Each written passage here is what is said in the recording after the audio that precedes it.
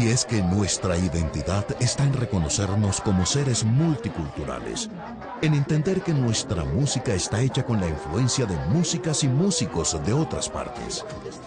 Porque en tiempos de medios de masas, lo que aquí se hace también traspasa fronteras y también se abre espacio en otros lugares.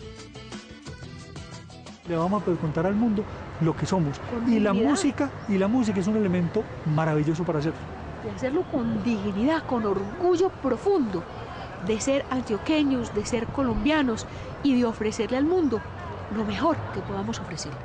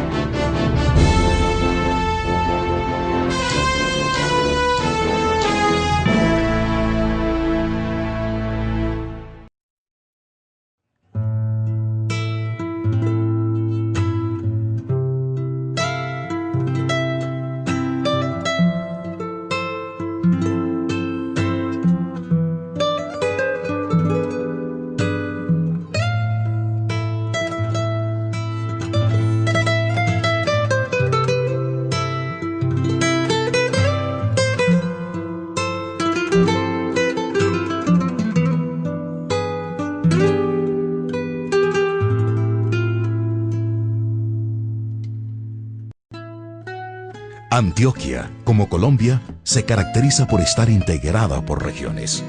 Se distinguen razas, acentos, topografías, gastronomía, culturas. Pero, ¿cómo llegamos a esto? ¿Cómo es que hemos heredado los actuales límites departamentales y municipales? Estos límites no nacieron porque sí en el mapa oficial, o se decidieron en un momento dado por gente con intereses o ignorancias evidentes. Hoy el departamento tiene 9 regiones. ¿Cómo se agregó el territorio? ¿Cómo se fue poblando? ¿Cómo fue desarrollando cada una de sus potencialidades económicas y su diversidad cultural?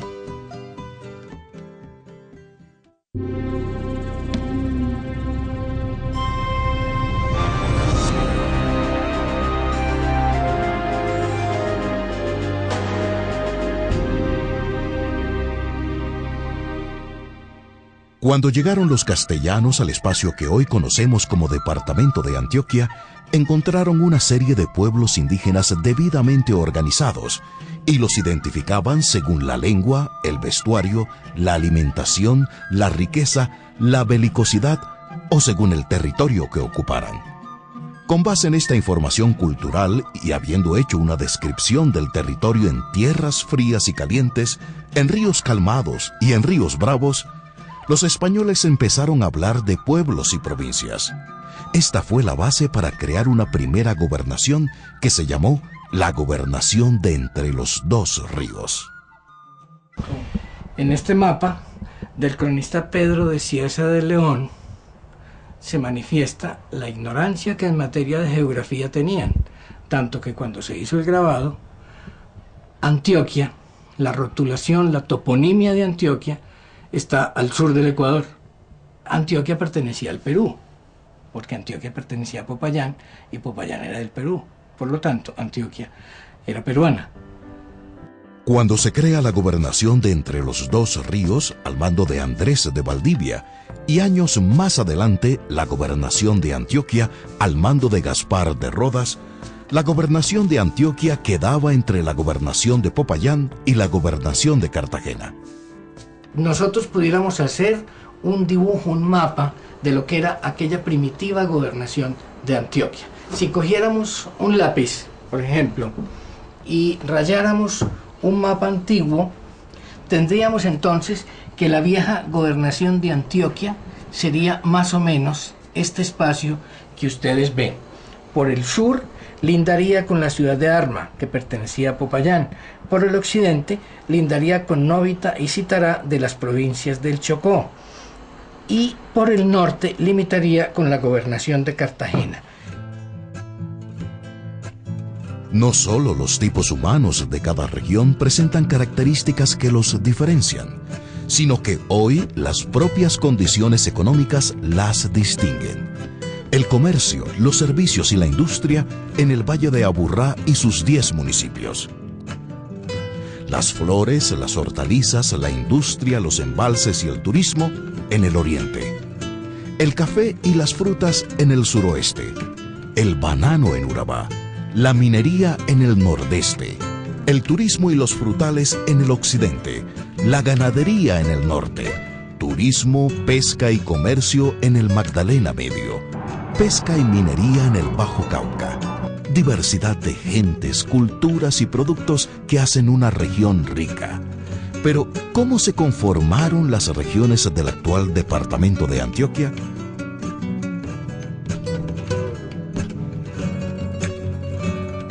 Hay que agregar que por entonces la gobernación de Antioquia no tenía un solo milímetro de tierra sobre el valle del río Magdalena, porque aquello le pertenecía a Mariquita, y que lo que hoy es del departamento de Córdoba y va hasta Montería pertenecía a Antioquia. Entonces es la primera prefiguración de una geografía que nosotros pudiéramos tener. Ya habría que esperar hasta bien adelantado el periodo colonial para entender que los mineros comenzaron a migrar y que comenzó a alterarse la expresión del territorio, la política administrativa, que alguien la pudo haber dibujado y nos hubiera quedado un mapa, o las referencias que algunos, con base en comparaciones, etc. Así pues, la gobernación que conocemos hoy surgió en el siglo XVIII. En aquel tiempo estaban claramente diferenciados algunos países. El país de Río Negro, el país de Santa Fe, el país del Valle del Bajo Cauca. Cada uno tenía sus intereses, cada uno tenía entre sí conflictos con el vecino, y de cada uno de ellos partían caminos hacia distintas regiones para establecer relaciones comerciales. Por lo pronto hay que dejar muy claro que el río madre de la gobernación de Antioquia entonces era el río Cauca, navegable en muy poco trecho, en un mínimo trecho. En la parte por donde entraba Antioquia, que es por la que se llama hoy de Bolombolo y La Pintada, era navegable en un trayecto muy corto, concretamente hasta la villa de Santa Fe, que hoy llamamos Ciudad de Antioquia o Santa Fe de Antioquia. Luego volvió a ser navegable del río Espíritu Santo hacia abajo. Luego, entonces, esto quiere decir que la vieja gobernación de Antioquia estaba situada en medio de la cordillera occidental y las aguas vertientes al río Cauca, y la cordillera central, obviamente con las aguas vertientes también al río Cauca. Entonces no tengan en cuenta para nada ni al río Atrato ni al río Magdalena cuando estemos hablando de la geografía o del territorio del periodo colonial.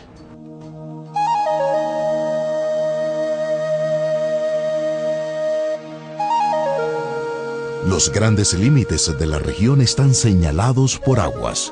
3 grandes ríos delimitan el territorio: el Atrato, el Cauca y el Magdalena. 3 culturas, 3 regiones en la historia de Antioquia. Antioquia tiene múltiples fuentes de poblamiento y de presencia inicial. Entonces están los grupos indígenas originarios y vienen varias migraciones españolas, varias migraciones de origen afro y algunos extranjeros. Eso formando, dependiendo de la vocación económica, regiones con distintos tipos de poblamiento. Unas más del orden judeocristiano y de la tradición blanca, que es la zona andina, la zona que nace en el oriente de Antioquia, y que en la colonización se expande hacia el suroeste. Está la zona más con una influencia muy fuerte del indígena, que es la zona del occidente, por todo el papel que tienen las comunidades en Vera en la conformación de la cultura. Y está toda la población tan diversa del Urabá antioqueño y tan diversa de la zona del Bajo Cauca y del Magdalena Medio. Entonces hay cultura andina, hay cultura sabanera y hay cultura costeña en un solo departamento. Las regiones se desarrollaron cada una por su cuenta. El escritor Baldomero Sanín Cano dijo que Antioquia estaba hasta la época de los transportes aéreos aislada en Colombia. En Río Negro, ciudad de mi nacimiento, entre sus 12 o 13.000 habitantes, habría por lo sumo 10 personas de quienes se supiera que habían estado en la capital de la República. Ejemplares de libros publicados en Bogotá solían llegar a personas favorecidas por el destino. Recuerdo que María, de Jorge Isaacs, en un solo ejemplar, pasaba de casa en casa, bañado en las lágrimas del vecindario. Es bueno que quede claro que Antioquia, como región, como cultura, como comunidad, solamente surge a partir del siglo XVIII. En el siglo XVIII hubo un renacer de la minería que coincidió con la no presencia de la plaga de la langosta. Por lo tanto, oro en polvo circulando, gente bien nutrida, maternidades tempranas y un cierto aliento demográfico que fue muy común y corriente en toda la América Latina, también estuvieron presentes aquí en Antioquia, y esto aumentó la población. En lo que llamamos hoy la franja central de Antioquia, que estaría compuesta por el Valle de Aburrá, el Valle de México, los valles de Río Negro y de los Osos, estaba la gente muy poblada y muy estrecha. El país de Río Negro se comunicaba a través del Camino de Juntas, que más tarde se llamó de Islitas, con el puerto de Nare, y de allí seguían por el mismo río hacia Mompox, Mariquita, Santander y Cartagena. Pero los del país de Medellín dependían tanto de la cordillera occidental como de la cordillera oriental, si querían dirigirse hacia Urrao y el Chocó buscando el río Atrato, o hacia Santa Fe de Antioquia para salir a Mompox. Sin embargo, la gobernación tenía una periferia en donde las gentes vivían en un total desorden y las antiguas villas y ciudades estaban en una decadencia tal que ya no había ni siquiera cabildos. Por lo tanto, la autoridad estaba constituida por unos famosos capitanes a guerra. La que tenemos allí, en la periferia una situación y en la franja central tendríamos otra situación. Esto conllevó a que aquí tuvieran particular acogida y significación las famosas reformas borbónicas. Y una de ellas, muy desconocida entre los historiadores, es la que tiene que ver con un reordenamiento territorial del cual se habla tanto hoy en día.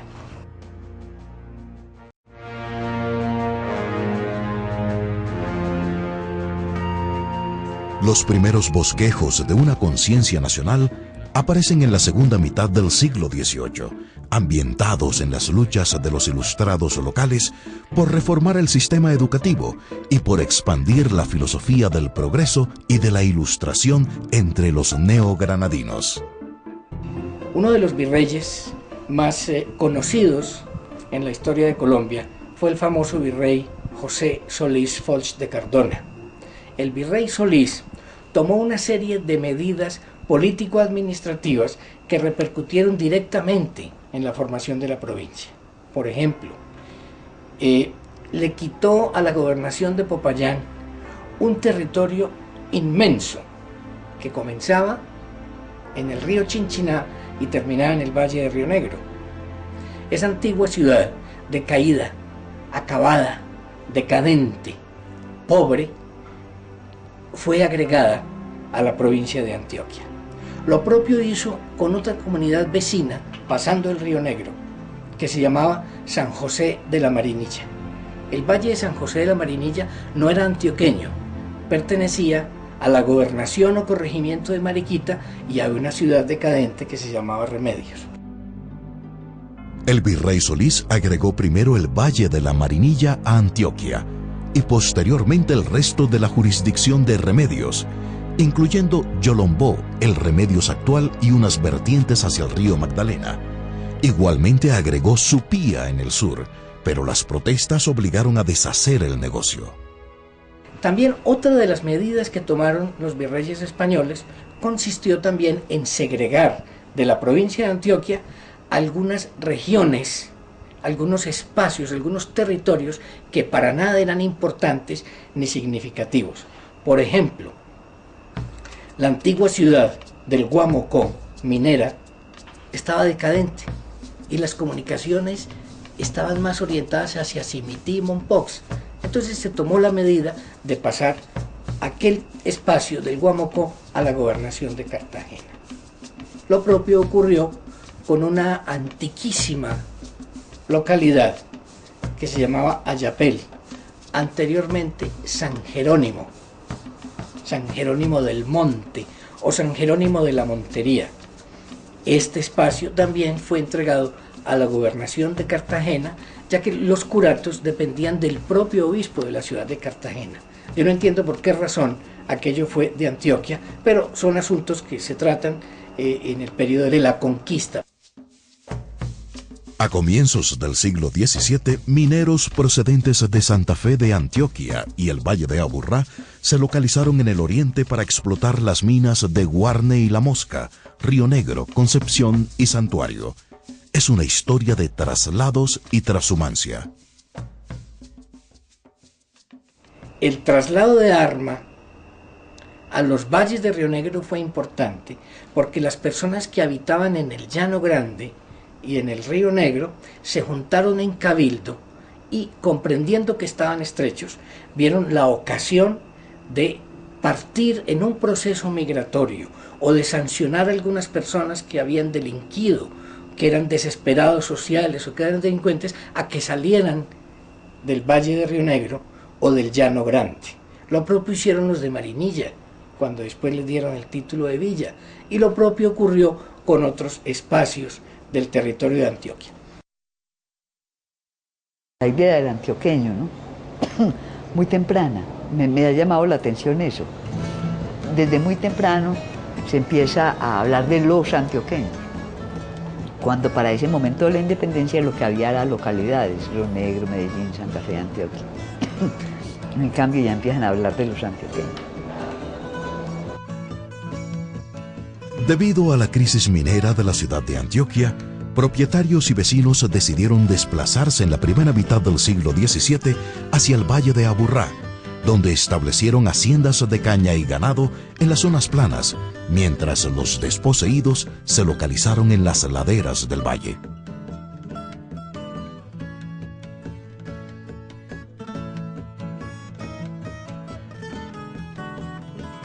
Una característica marca el acontecer histórico de la región: las migraciones.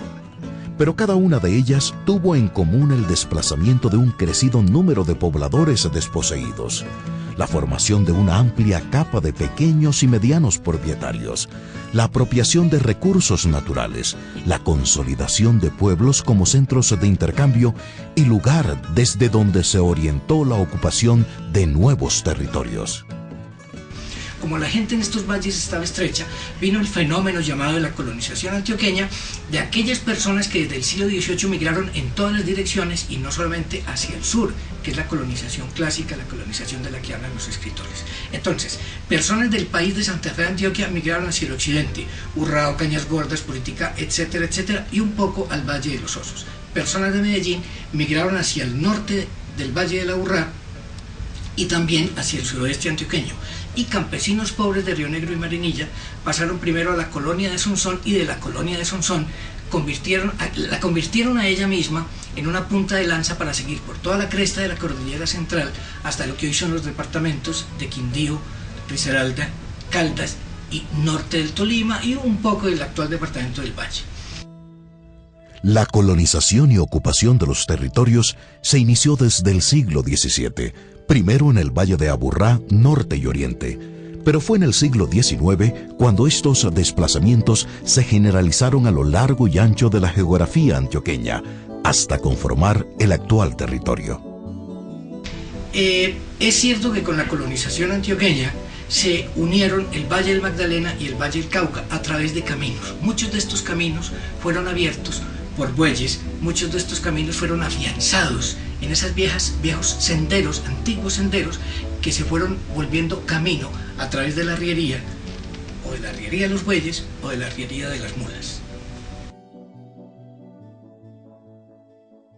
La región andina tiene su proyecto ético y su proyecto social en el progreso.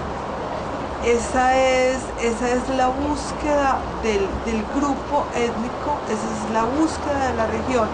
Y el conflicto entonces en esta región es entre lo que se piensa en distintos sectores por progreso. Hay un sector regional muy importante que considera que el progreso es el progreso económico, que es el desarrollo físico, que es el desarrollo de la infraestructura. Y hay otro grupo que históricamente ha sido muy fuerte, que tiene representantes como José Félix de Restrepo, como Juan Manuel Restrepo, como Manuel Uribe Ángel, que piensa que es el proyecto intelectual de región, el proyecto que hay que fortalecer y que hay que empujar y por el que se debe trabajar. Entonces ahí hay, dijéramos, lo que nacionalmente se cree que es Antioquia. Después de la independencia, esto se llama Colombia, pero es Colombia, lo que es hoy Colombia, Venezuela y Ecuador. Entonces eso se divide en departamentos. Y hay un departamento que se llama Cundinamarca. Y nosotros hacemos, que es como el centro del país, porque bueno, está Venezuela, y más o menos hasta 1830, cuando se separan Venezuela y Ecuador, que queda solamente la Nueva Granada, se hace una nueva constitución y entonces ya sí aparece el departamento de Antioquia, que no se llamaba departamento, sino provincia, la provincia de Antioquia. Más o menos lo que es hoy, sin Urabá y con un pedazo al sur. No iba hasta el río Magdalena, sino más acá del río Magdalena. Siempre nos preguntamos cómo y por qué fragmentos de territorio con entornos dispares tanto topográficos como raciales y culturales forman hoy el departamento de Antioquia. A veces olvidamos que existe un Caribe antioqueño y que la región es la segunda con más kilómetros de costa sobre el océano Atlántico. ¿Cómo llegó Urabá a pertenecer a Antioquia?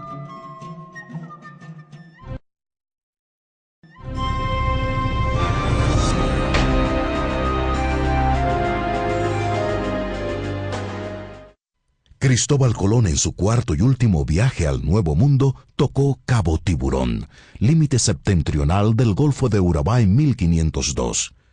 Poco después llegó a la región Rodrigo de Bastidas, capitulando los territorios que se extienden desde el río Atrato hasta el Cabo de la Vela. En 1509, Alonso de Ojeda desembarcó en la costa oriental del Golfo y fundó San Sebastián de Urabá, probablemente en las cercanías de Necoclí.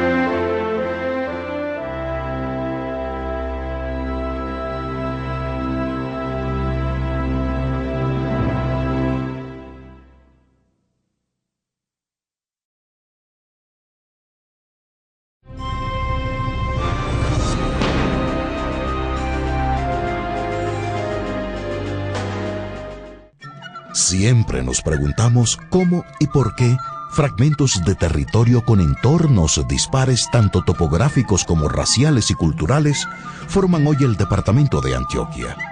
A veces olvidamos que existe un Caribe antioqueño y que la región es la segunda con más kilómetros de costa sobre el Océano Atlántico.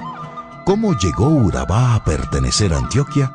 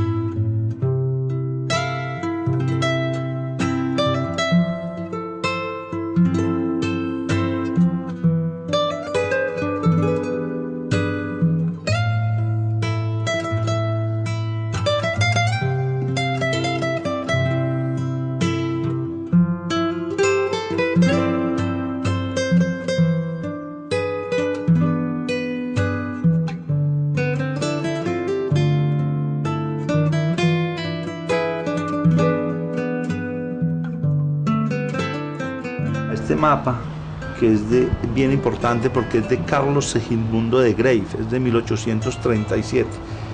Es muy lindo porque te muestra lo que era Antioquia, lo que fue Antioquia prácticamente en todo el siglo XIX hasta el año de 1910, cuando le dan a Urabá.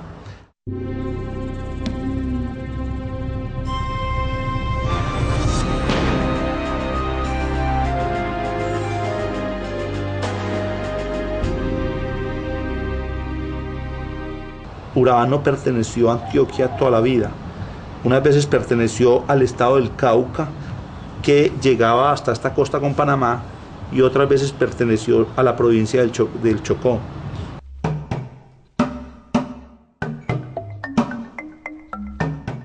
Desde el primer boceto cartográfico elaborado por Juan de la Cosa en 1501, pasando por estudios de Américo Vespucio, hasta el convencional planisferio de Mercator, la situación geográfica de Urabá muestra su lugar preeminente, que está en relación inversa a su olvido de siglos y a su atraso ancestral. Cristóbal Colón, en su cuarto y último viaje al Nuevo Mundo, tocó Cabo Tiburón, límite septentrional del Golfo de Urabá en 1502. Poco después llegó a la región Rodrigo de Bastidas, capitulando los territorios que se extienden desde el río Atrato hasta el Cabo de la Vela. En 1509, Alonso de Ojeda desembarcó en la costa oriental del Golfo y fundó San Sebastián de Urabá, probablemente en las cercanías de Necoclí. Cuando el conquistador Francisco Pizarro pasó por el Golfo rumbo al sur, encontró a la primera población fundada, San Sebastián, destruida y abandonada. Había sido incendiada por los indios. Fue entonces cuando Balboa atravesó el Golfo y fundó Santa María de la Antigua del Darién. Allí fue donde obtuvo los primeros informes sobre la existencia de otro mar al sur y organizó su descubrimiento, el Océano Pacífico. En menos de 2 décadas, el Golfo de Urabá fue redescubierto, conquistado y abandonado por los españoles. Solo quedó como reserva esporádica de mano de obra india esclava y de recursos auríferos. Urabá fue poblada por distintos grupos culturales. Inicialmente tuvo un poblamiento en la zona costera, en la zona norte de Urabá, que eran bolivarenses, o sea, negros que venían de Bolívar, o muchos de ellos que eran comerciantes de las islas del Caribe y buscando comercio por todas las costas llegaron a Urabá. Uno de los primeros poblados, pues distinto a los poblados españoles que conocemos en la fundación antigua de Necoclí, Ya en esta más reciente, pues como del siglo XVIII, fue la población de San Juan de Urabá, Arboletes, toda esa zona de la costa pues norte. Esa fue pues una de las primeras. Mira, la importancia de Urabá es porque es un paso que durante casi 400, 500 años buscaron los europeos en el camino hacia Occidente. Y hoy en día esa misma importancia la sigue teniendo porque es el paso más fácil entre Europa y el Oriente, que se supone que el siglo XXI va a estar dominado por todo el Oriente. ¿Cómo es posible que nosotros tengamos el paso privilegiado más fácil de todo el continente americano y esta es la hora que no le hayamos puesto la atención debida, Marta? Desde Bogotá siempre se buscó que Urabá no perteneciera a Antioquia. ¿Por qué razón? En el año 1903, cuando se separó Panamá, se pensó que si Antioquia tenía costa, se independizaría como ocurrió con Panamá. Pero después de la separación de Panamá, el gobierno de Reyes le vuelve a dar a Urabá Antioquia. Aquí en este mapa, Antioquia se acercó un poco ya en la época de Tomás Cipriano Mosquera. Antioquia tuvo costa.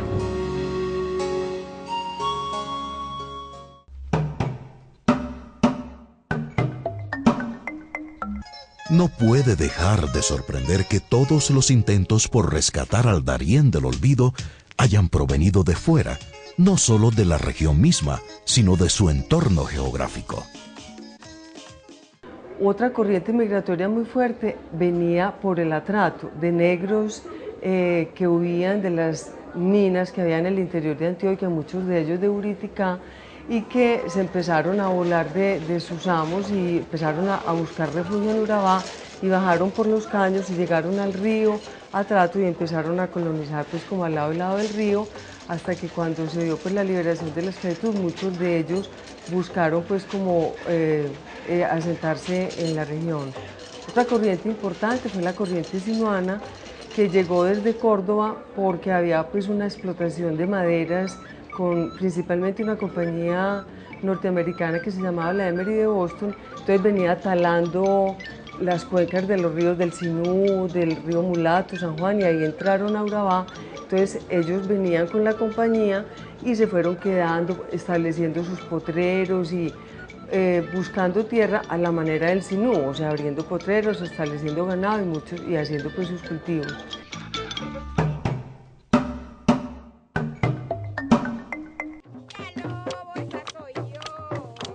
Hay una imagen que define el comienzo de la historia contemporánea de Urabá. Es la esfinge de Gonzalo Mejía dirigiendo con su mano derecha la construcción de la carretera al mar, señalando dónde está el mar. La carretera al mar estimuló las expectativas de los viejos anhelos de colonización de los antioqueños.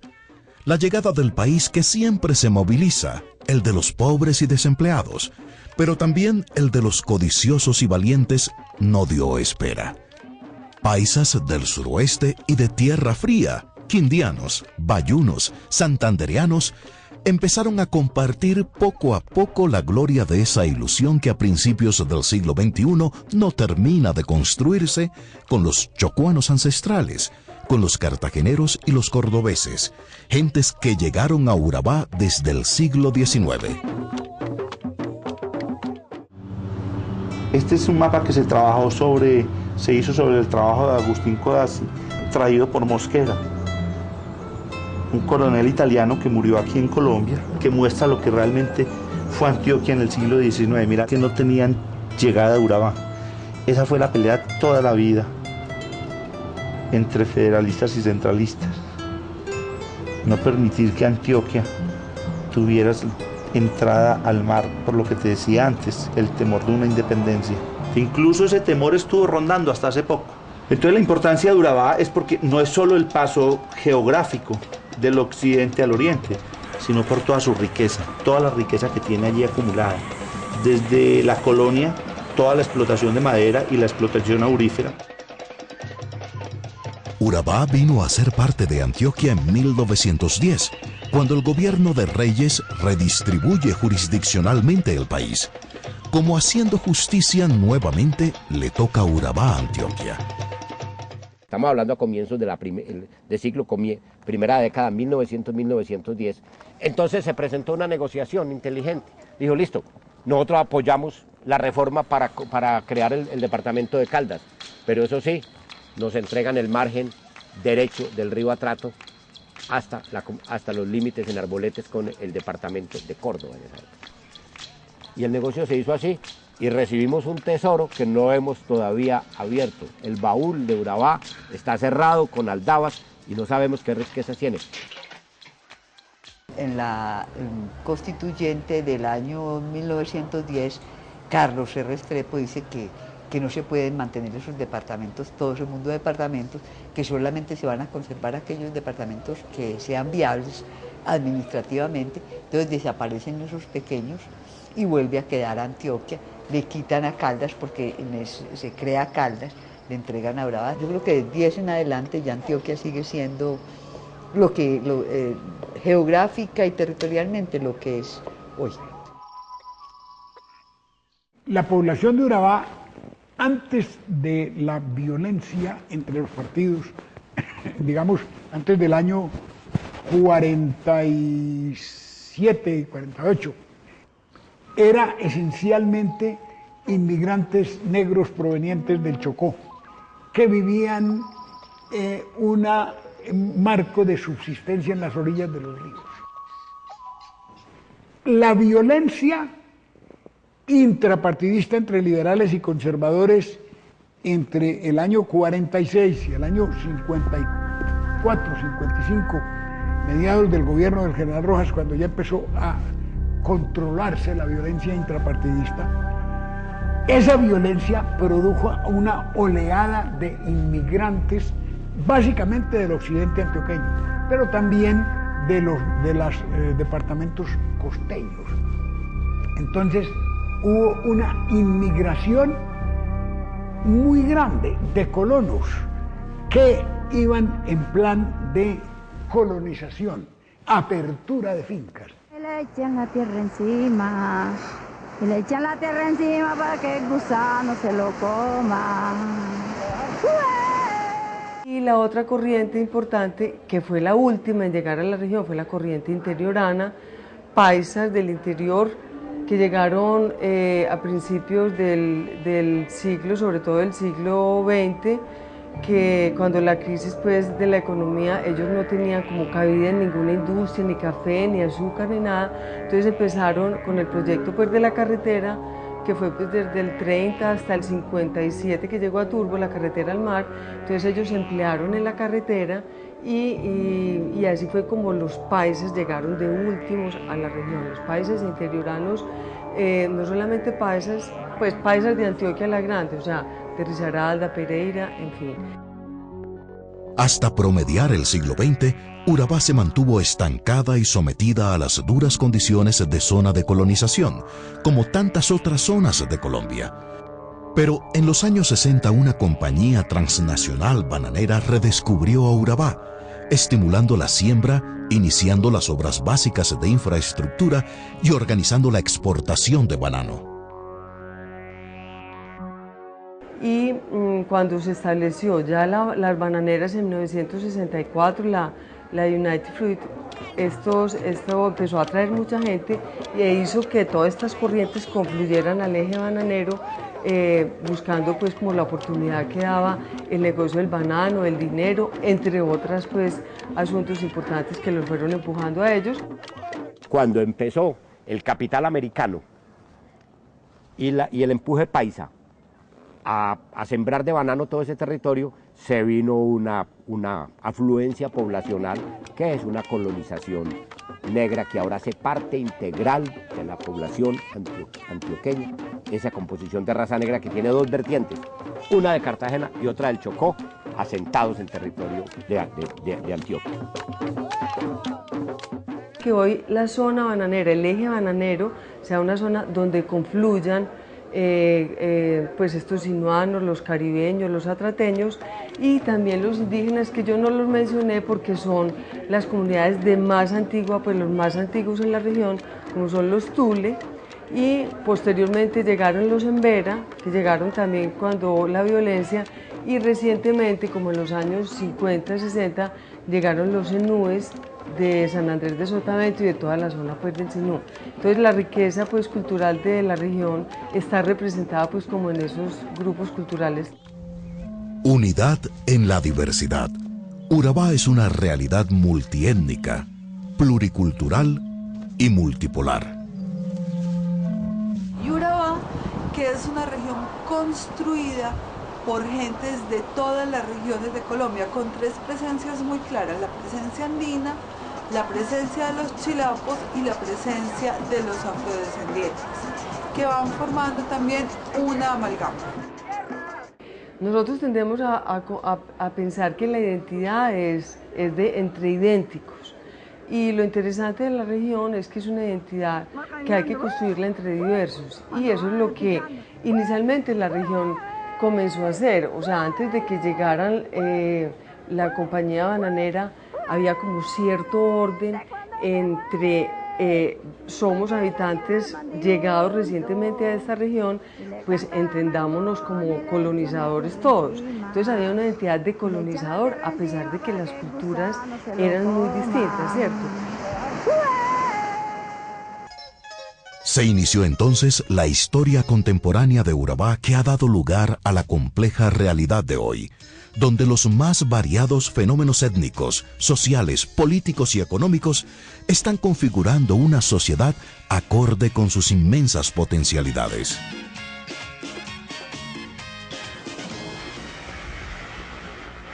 En realidad, el potencial de Urabá es inmenso.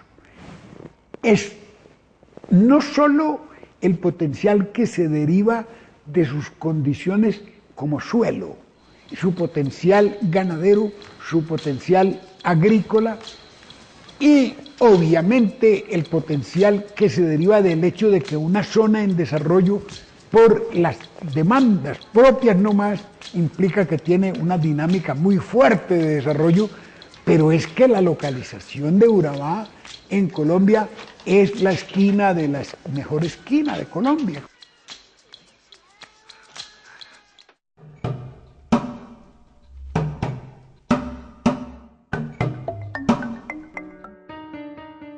Otros hechos históricos marcaban su acontecer al centro de la región hoy llamada Antioquia.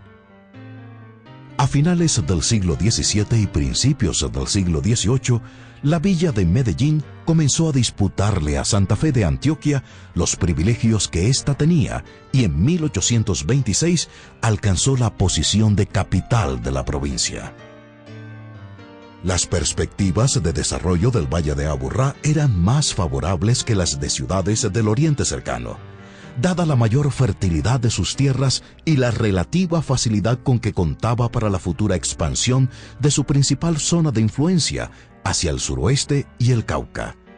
Esto contrastaba con las difíciles condiciones de Río Negro o Marinilla para expandirse hacia el Magdalena. A Medellín nadie la fundó, no hay un fundador de Medellín. No es cierto que en el poblado se fundara Medellín, eso fue un pueblo de indios, lo que creó Herrera y Campuzano, eso fue un resguardo indígena. Pero al lado de ese resguardo, y utilizando en parte el cura doctrinero que había allá, surgió el sitio de Aná. El sitio de Aná era un sitio de blancos y de libres que se fueron congregando alrededor de una iglesia. Medellín se convirtió en la capital de la provincia de Antioquia solo en el período republicano de 1826, pues anteriormente la ciudad capital había sido Santa Fe de Antioquia, cuando la vida económica de la región gravitaba en torno de los ricos yacimientos auríferos de Buriticá, Zaragoza y Cáceres. Durante el siglo XVII se inició en la ciudad capital un proceso de decadencia económica causado por el agotamiento de sus principales minas y por las dificultades para el sostenimiento de su mano de obra esclavista. Otras zonas iniciaban entonces su desarrollo. Una de sus manifestaciones de progreso ha sido la forma vigorosa como a lo largo del presente siglo ha respondido a las necesidades de servicios públicos para la comunidad, que hoy alcanza al 90% de la población. Su capacidad de servicios, su estructura educativa, la forma de manejar su entorno científico y cultural la han convertido en una región técnica e indudablemente en un centro urbano que ha crecido al impulso de la industrialización para convertirse en una metrópoli. En este valle se localizan el núcleo principal de la ciudad de Medellín y los centros periféricos que conforman el área metropolitana, a saber, Bello, Barbosa, Caldas, Copacabana, Envigado, Girardota, Itagüí, La Estrella y Sabaneta.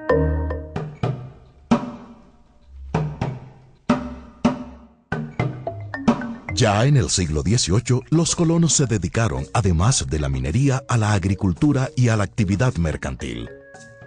Río Negro se constituyó en un polo de poder político y económico alterno a la capital. A su alrededor crecieron los poblados del Retiro, La Ceja y La Unión. Desde estos poblados, los colonos viajaron hacia el sur en 1763 con el compromiso de abrir un camino que comunicara a Medellín con Mariquita. Cuando estamos hablando de la dinámica minera que atrajo entonces ese poblamiento hacia allá, en la búsqueda del oro fue inicialmente en ese primer momento la búsqueda del oro, pero luego también la posibilidad de generar producción agrícola para apalancar la actividad minera en la región. Entonces era producir el sustento para poder generarse esa dinámica minera allá. En la colonia, el territorio del oriente estaba dividido por Río Negro y Marinilla. La primera pertenecía a Santa Fe de Antioquia y la segunda a Mariquita, hasta 1756, cuando fue incorporada a la provincia de Antioquia. Desde estos dos polos de poder se desprendieron dos olas migratorias. De Río Negro salió la del sur y de Marinilla la de la vertiente del río Magdalena. A todo lo largo del siglo XIX se da el proceso de expansión de la frontera agrícola, y la región más dinámica en este sentido fue Antioquia, con un acelerado crecimiento demográfico y una conjunción de factores económicos, sociales y políticos que favorecieron el establecimiento de grupos de colonos en las tierras de vertiente de la cordillera central. Así, el desarrollo del oriente antioqueño tiene momentos importantes. Un primer momento que cuando solo era poblado por los indígenas, la minería se desplaza desde la región del occidente de Antioquia hacia allá y se empieza la búsqueda con un cierto decaimiento minero en la región del occidente. Se empieza una búsqueda por las minas de oro en la zona del oriente cercano, básicamente la quebrada La Mosca en Guarne, en cercanías de Río Negro, hacia esa zona. Un segundo momento estaría marcado básicamente por la dinámica comercial. El río Magdalena era la vía más importante por donde fluía el comercio del país, desde el centro de Antioquia y desde ciudades muy importantes, como eran Marinilla y Río Negro, transitaba el comercio por el Camino del Nare o por el Camino de Islitas hacia el río Magdalena. A partir de este intenso flujo comercial, se consolidaron muchas poblaciones en el oriente de Antioquia. El poblamiento de la vertiente del río Magdalena se originó desde Marinilla, Río Negro y Santuario. Inicialmente fue una migración espontánea que luego se institucionalizó con la creación de San Carlos de Priego en 1787. En los albores del siglo XIX surgió Granada, desde donde se impulsó la colonización de San Luis. No tan paralelo en el tiempo, pero sí en esa misma lógica se consolidan también un proceso de colonización, también con miras comerciales y de apertura de frontera agrícola hacia la zona del sur. Se coloniza la zona de lo que hoy llamamos Páramo, y desde allí también se dirigen avances colonizadores hacia la zona de Caldas. Un tercer momento, uno lo podría ubicar entre el decaimiento de toda esta dinámica comercial incluso con un mínimo surgimiento industrial de finales del siglo XIX y comienzos del XX, en el que se desplaza la dinámica comercial hacia otros centros, lo que lleva a que las élites comerciales y políticas se desplacen de la zona. En esta región del oriente surgieron los poblados de San Rafael, Cocorná y San Francisco.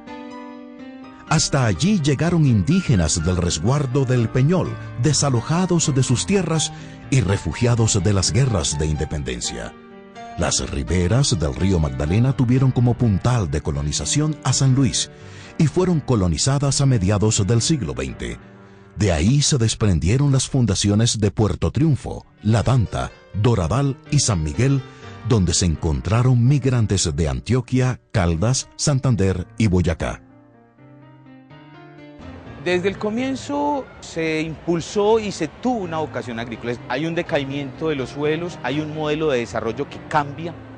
Para los años 60 había un modelo de desarrollo que se quería montar en el país. Es el modelo industrial de desarrollo que venían proponiendo los distintos teóricos.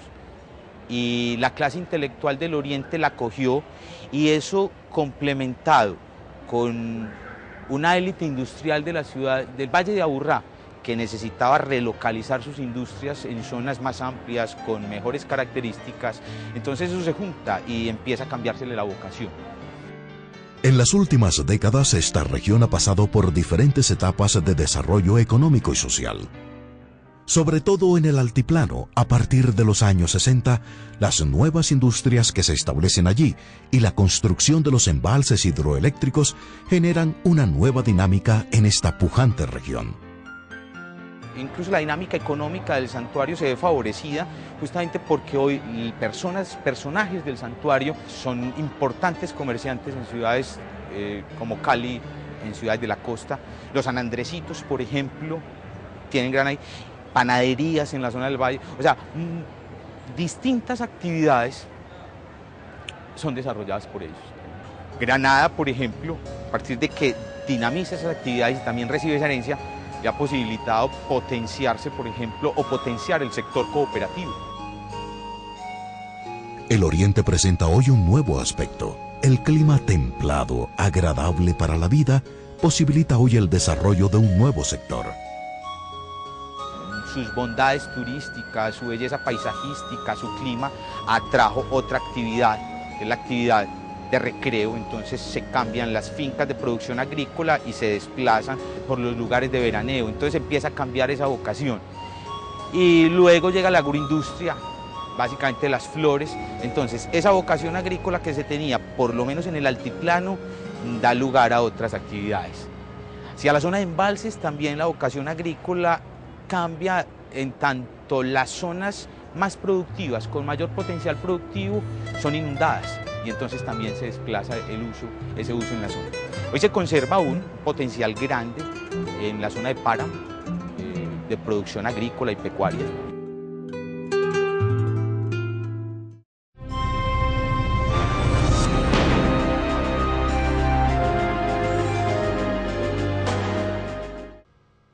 El occidente antioqueño fue el eje y centro de lo que hoy conocemos como Antioquia. Santa Fe de Antioquia, la ciudad madre, aglutinó todo el dinamismo de una región rica en oro y plata, convirtiéndose por ello en la capital del departamento hasta 1826, cuando Medellín asumió tal distinción.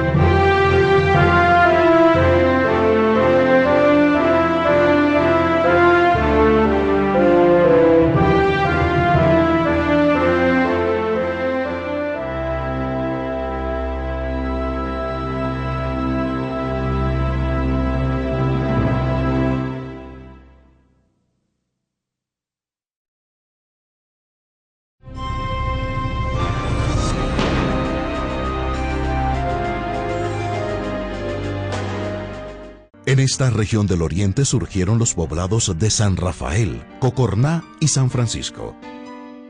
Hasta allí llegaron indígenas del resguardo del Peñol, desalojados de sus tierras y refugiados de las guerras de independencia. Las riberas del río Magdalena tuvieron como puntal de colonización a San Luis y fueron colonizadas a mediados del siglo XX.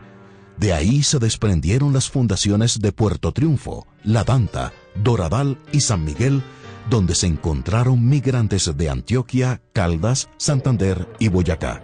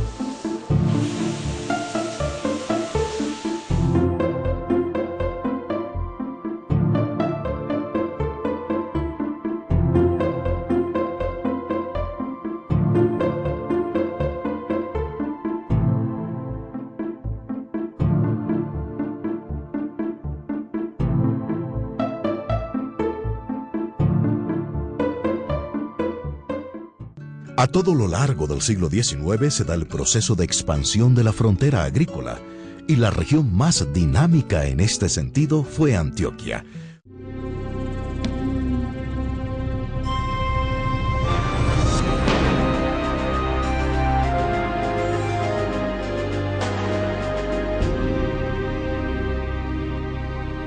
En Antioquia, igual que en el resto de la Nueva Granada, se dio un proceso de mestizaje entre los grupos blancos, negros e indígenas que habitaban la provincia. La población esclava habitaba los distritos mineros y algunas haciendas del oriente y el valle de Aburrá, constituyendo una capa significativa de población negra libre e independiente que aceleró el proceso de mestizaje y permitió un rápido desplazamiento de apertura de tierras. Esta explotación minera explica el temprano desarrollo del occidente.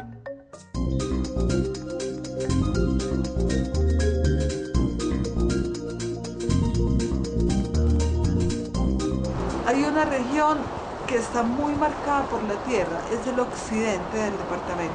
Igual en el occidente la tensión es triétnica.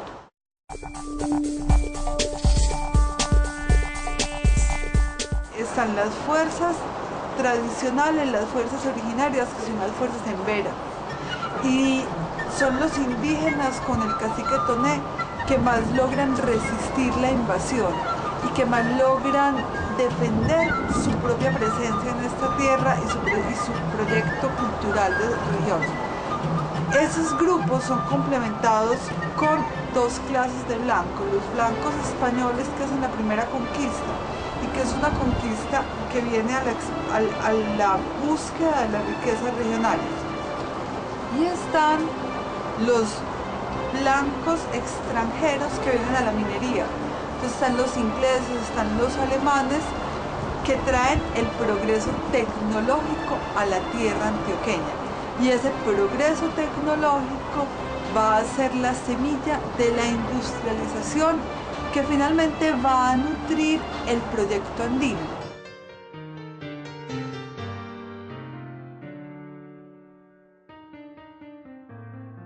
El occidente antioqueño fue el eje y centro de lo que hoy conocemos como Antioquia.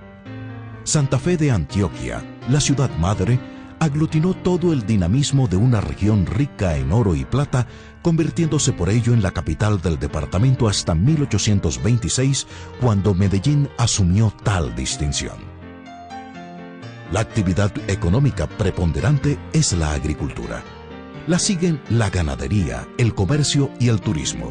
Este último esencial en la economía de los municipios que conforman el anillo turístico de Occidente: San Jerónimo, Santa Fe de Antioquia y Sopetrán, los cuales cuentan con una buena infraestructura hotelera, clima veraniego, bellos paisajes y una riqueza arquitectónica invaluable.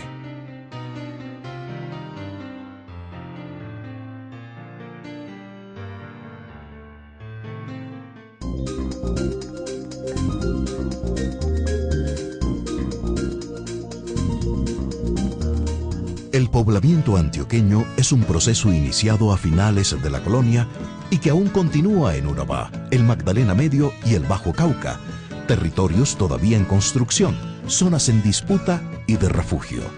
Cada ola migratoria que se desplazó a poblar determinadas regiones tuvo características específicas, unas espontáneas, otras institucionales y algunas empresariales.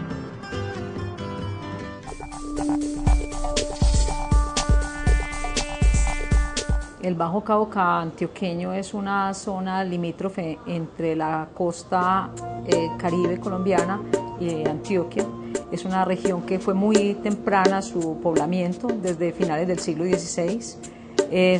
Fundamentalmente fue la minería la que atrajo muchas personas desde Santa Fe de Antioquia, que fueron a explotar minas a Cáceres.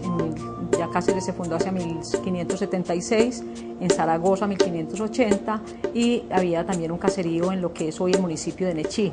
Es una población desde la época colonial y que su mayor atractivo y a través de toda la historia ha sido la minería, especialmente de oro, minería de beta y aluvial.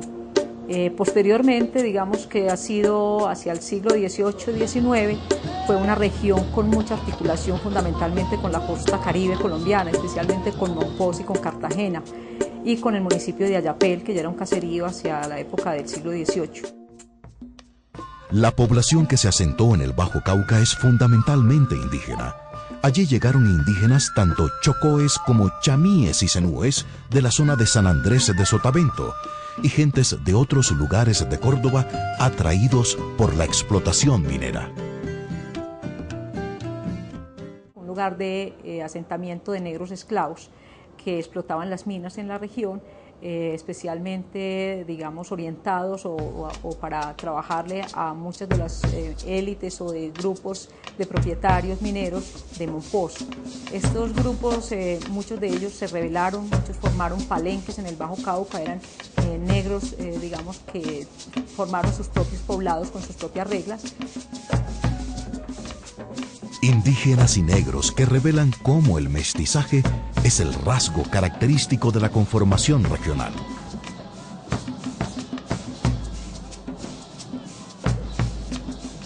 Siempre en los documentos coloniales se dice que la zona del Bajo Cauca fue una zona de muy poca integración y muy poco control por parte de las autoridades virreinales y de la provincia de Antioquia específicamente. Yo creo que un poco el hecho de tener poco control de la población, de estar tan dispersos en la región, de estar ubicados en distintos lugares con poco acceso, digamos, para las autoridades, es lo que llevó a que no hubiese una integración muy rápida, digamos, de esta población en el caso del Bajo Cauca antioqueño. Solamente a partir del siglo XX empieza a reconocerse esa diversidad cultural y la presencia de esos grupos en la zona, cuando llegan otros pobladores de otras regiones del país, gente del Chocó, del Cauca, atraídos por la minería, por la experiencia que tenían en el trabajo minero en sus lugares de origen. Llegaron mineros y compañías extranjeras como la Pato, que se instauraron en el Bagre y que trajeron sus técnicos y personas que llegaron allí a la zona a explotar la minería de beta específicamente, más en el río Nechí. Lo que hoy está explotando, digamos que sí, una explotación hoy de la Mineros de Antioquia, que está aquí en la zona, que es la heredera un poco de la Pato y de otras empresas extranjeras que se ubicaron en la región del Bajo Cauca antioqueño. Posteriormente llegan de otras regiones del país. Algunos llegan a explorar la pesca y se asientan en Caucasia. Toda la zona es un lugar de una gran diversidad cultural y étnica. Hacia los años 50, Caucasia y toda la zona de lo que es Nechí era una gran exportadora de arroz y de maíz y de plátano hacia la costa caribe. Y hoy esas tierras realmente están subutilizadas, a pesar de ser unas zonas bajas, aptas para la agricultura. Hoy el Bajo Cauca es una zona con muchas potencialidades, sobre todo en los ecosistemas, en bosques y aguas. Posee zonas con ricos recursos madereros y mineros. Es importante resaltar todas las condiciones de desarrollo económico que ofrece la zona.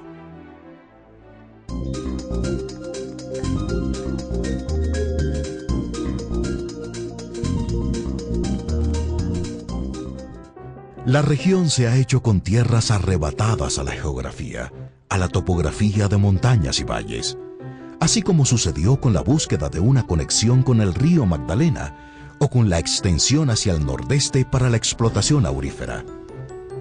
Desde 1641 son profundas las transformaciones físicas e históricas, la época en que los mineros llegaron con el ánimo de explotar los ricos yacimientos auríferos de la región norte, hasta el llano de Ovejas, Belmira y Santa Rosa.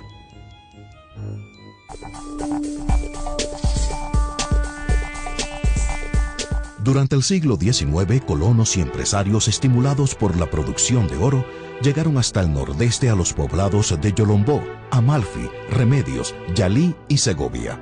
Por el Nus se instalaron en Santo Domingo y San Roque. Después de 1860 se adjudicaron grandes terrenos baldíos a la Frontino Gold Mine y a la Compañía Francesa de Segovia para la explotación minera. Al tiempo se instalaron grandes haciendas ganaderas. Esta región del nordeste antioqueño está localizada sobre la margen oriental de la Cordillera Central, al suroeste de la Serranía de San Lucas, entre los ríos Porce, Nechí, Nus y Alicante.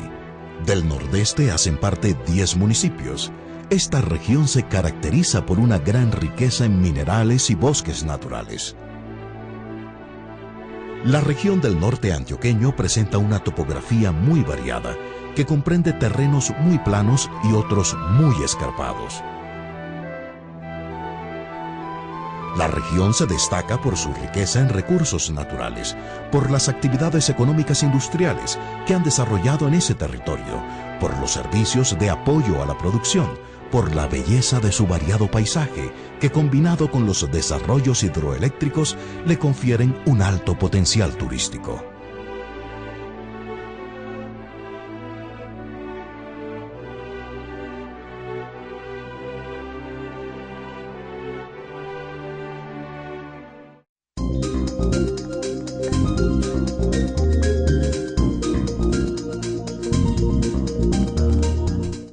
La élite de Medellín necesitaba encontrar una salida al mar, encontrar una conexión con mercados importantes en el estado del Cauca, en fin, y encuentran que una de las necesidades básicas o estratégicas es la construcción de caminos que permitan conectar a Medellín con el río Atrato, por un lado, y también con el estado del Cauca.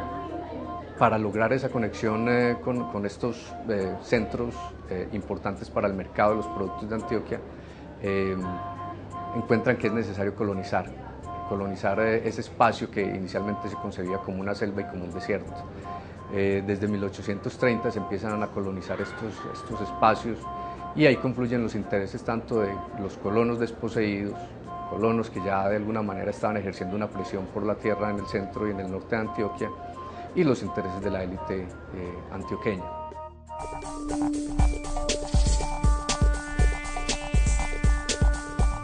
Así pues, los mestizos, los negros libres y los blancos jalonaron la ocupación de nuevos territorios hacia el sur y el suroeste antioqueño. Entre 1830 y 1870, a lo largo de estos 40 años, en buena parte se formó el suroeste antioqueño, época que no coincide con el desarrollo de la economía cafetera, como se ha considerado. Si bien ahora se asocia automáticamente el suroeste con economía cafetera, es conveniente tener en cuenta que para esta época que he venido mencionando, era más importante otro tipo de actividades, la construcción de caminos, los caminos que comunicaron a Medellín con Quibdó o con otros espacios aledaños al río Atrato que eran importantes para la élite comercial, la construcción de caminos hacia el norte del Cauca, es decir, el camino que en esa época se conoció como el camino de Caramanta, caminos por donde por supuesto se traficaba con toda una cantidad de mercaderías en la zona. No debemos olvidar que ya desde finales del siglo XVIII, propietarios de Santa Fe de Antioquia y mineros independientes se desplazaron hacia Urrao y Murrí, ilusionados con la búsqueda de minas y la apertura del camino al Chocó. En esta parte del suroeste lejano había riquezas minerales, pero no de la magnitud como la que existía, por ejemplo, en Titiribí, que ya había sido colonizado, que ya había sido fundado y en donde se explotaba intensamente la minería, o en las zonas del nordeste antioqueño. La minería es importante en esta zona porque allí se encontraban muchas sepulturas indígenas. Y digamos que eso fue un incentivo para promover la colonización. Muchos colonos fueron y su primera actividad fue la de, como se denominaba en la época, la de sepulturear, es decir, la de buscar las sepulturas indígenas y buscar allí el oro que dejaban estas comunidades en honor a sus muertos. Había también mucha minería de aluvión en los ríos, pero no era una minería muy significativa. Pero en su momento, desde mediados del siglo XIX hasta los comienzos del XX, la mina de El Zancudo en Titiribí fue una de las más productivas del mundo. Es importante la minería para el suroeste porque de alguna manera en esta zona se van a cultivar los productos, se van a criar los ganados que se van a vender en centros mineros importantes de Antioquia. No solamente Titiribí, como acabo de mencionar, y Medellín, sino también Marmato y Supía, que están en el estado del Cauca.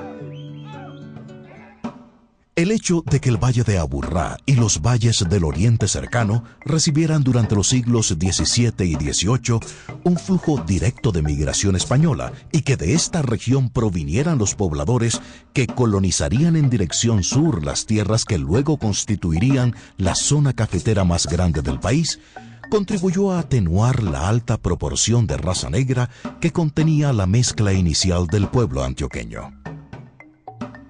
La colonización en el suroeste antioqueño permitió la formación de una estructura agraria en la que coexistieron a la vez la gran propiedad, la pequeña y la mediana propiedad. Yo creo que esto es un dato que uno no puede ignorar a la hora de mirar la transformación de la economía del suroeste y en particular la transformación hacia la economía cafetera. La gran propiedad en el suroeste está ubicada fundamentalmente en las riberas del río Cauca y allí yo creo que se dedicó fundamentalmente a la ganadería y creo que hasta hoy persiste buena parte de esas zonas dedicadas a la ganadería y al cultivo de frutales, en fin.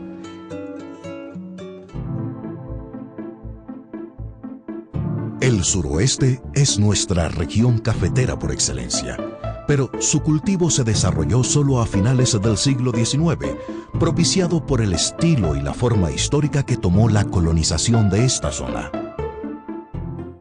La manera como llegó y como arraigó en Antioquia en parte se debe a la pequeña y a la mediana propiedad.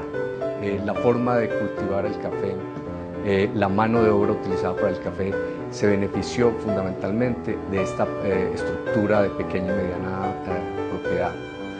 El cultivo del café se difundió rápidamente desde la última década del siglo XIX en el suroeste. El cultivo vivió las fluctuaciones que tenían los precios internacionales del café. Así como subían y bajaban los precios del café, también se mostraba el interés de los campesinos por este tipo de cultivo. Ya a comienzos del siglo XX se considera un cultivo básico en la zona y la economía cafetera ha sido el factor más importante para el desarrollo de toda esta región.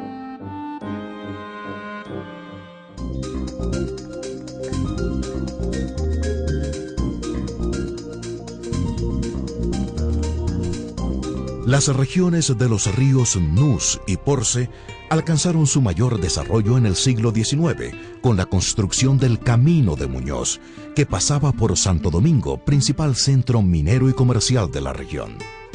Luego, y gracias a la construcción del ferrocarril de Antioquia, Francisco Javier Cisneros y algunos empresarios de Medellín adquirieron los terrenos ubicados en los linderos de la vía férrea entre Puerto Berrío y Caracolí. Hasta estas zonas llegaron colonos buscando trabajo o surtiendo de leña la línea del ferrocarril. Otros abrieron haciendas de caña y ganado en los alrededores de la vía. A la región del Magdalena Medio antioqueño han llegado pobladores de Santander, Boyacá, Tolima y el sur de Bolívar, constituyendo un núcleo poblacional heterogéneo, de gran riqueza cultural y un territorio en construcción.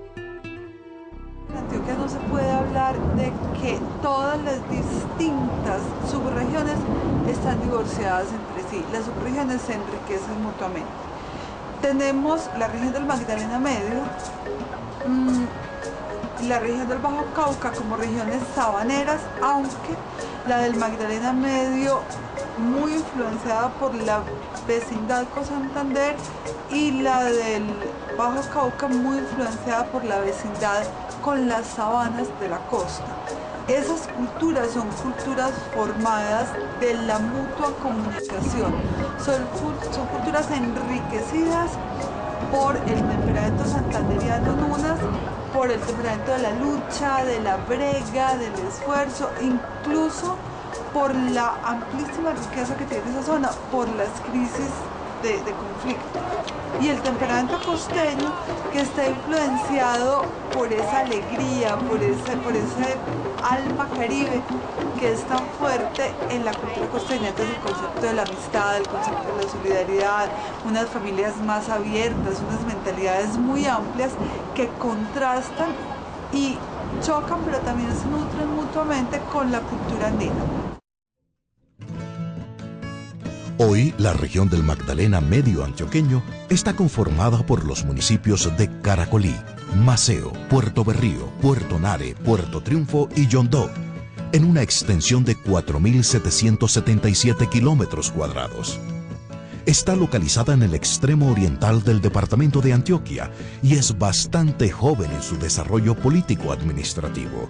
Es una región abundante en aguas, con una riqueza en especies nativas de fauna y flora, lo que le otorga enormes posibilidades de convertirse en importante despensa alimentaria nacional e internacional.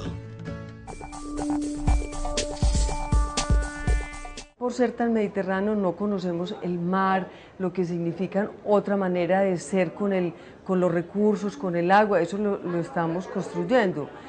Y todavía hoy no sabemos qué hacer con el mar, y una región que está mirada básicamente por su posición geoestratégica. Entonces, Urabá la mira al mar de fuera, precisamente por eso que nosotros como países todavía no sabemos reconocer y que apenas estamos empezando a descifrar qué es el mar, qué son los recursos naturales, qué son las costas, los manglares, cómo son los ríos. Eso es muy para nosotros, tan mediterráneos, es una cosa que nosotros todavía no hemos explotado y que tenemos mucho para aprender por lo que todas esas culturas tienen para ofrecer, que son culturas anfibias, de río, costeras, ¿cierto? Entonces, una posibilidad que tenemos nosotros como países es entender que ellos están en Antioquia, porque por ejemplo los bolivarenses y en el norte, ellos se dicen, nosotros no somos paisas, pero sí somos antioqueños. Entonces es tratar de que nosotros entendernos eso que ellos dicen como antioqueños, porque están en Antioquia, pero que no tienen la cultura paisa. Y nosotros como países abrirnos culturalmente, o sea, ser más tolerantes, entender más las riquezas de otros grupos culturales, para que nosotros podamos como antioqueños ver Antioquia con todas sus potencialidades como la ven desde afuera, verla en toda su dimensión. Solo en las últimas décadas comienza a pensarse en el tema regional. Desde la independencia se reprodujo el modelo centralista heredado de la monarquía española. Ese mismo modelo se impuso igualmente en las relaciones del Valle de Aburrá con las demás regiones. Hoy las comarcas tienen un espacio en la Constitución de 1991 y es impensable un plan de desarrollo sin la inclusión de las potencialidades y problemas regionales. La cuestión regional es ahora un hecho para bien del desarrollo armónico, justo y equilibrado del departamento. Se ha intentado mostrar las costumbres, el estilo, el pensamiento y el modelo andino como si fuera el único modelo de la subregión. Los estudios y las búsquedas del planea y de los expertos van mostrando subregiones que, si bien no hay que separar muy categóricamente ni hay que generar unas rupturas como proyecto integral de Antioquia, las hay que distinguir para no tratar de imponer una sola forma de ver el mundo como si fuera la legítima antioqueña. 9 son, pues, las regiones que forman hoy la entidad política administrativa conocida como Antioquia. El Valle de Aburrá, el suroeste, el occidente, el norte, el nordeste, el oriente, el Bajo Cauca, el Magdalena Medio y Urabá. Cada una de ellas con pasado, tradiciones, población, clima, costumbres, topografía y cultura diferentes. Una gran riqueza humana y de recursos naturales, con un desarrollo histórico ligado al acontecer nacional. La visión Antioquia siglo XXI parte del propósito de llegar a ser la mejor esquina de América. Geográficamente es consistente pensar en serlo. Hoy no existen en el país formas de separatismo étnico, regional o lingüístico. Somos antioqueños.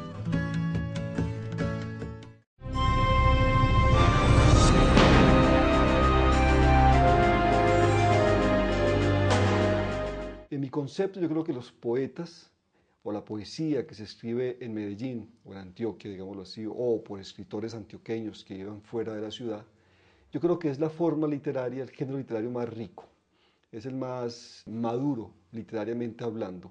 Hablo, por supuesto, de poetas como Juan Manuel Roca, como José Manuel Arango, como Raúl Henao, como Darío Jaramillo Agudelo. Un poquito antes de ellos está Jaime Jaramillo Escobar.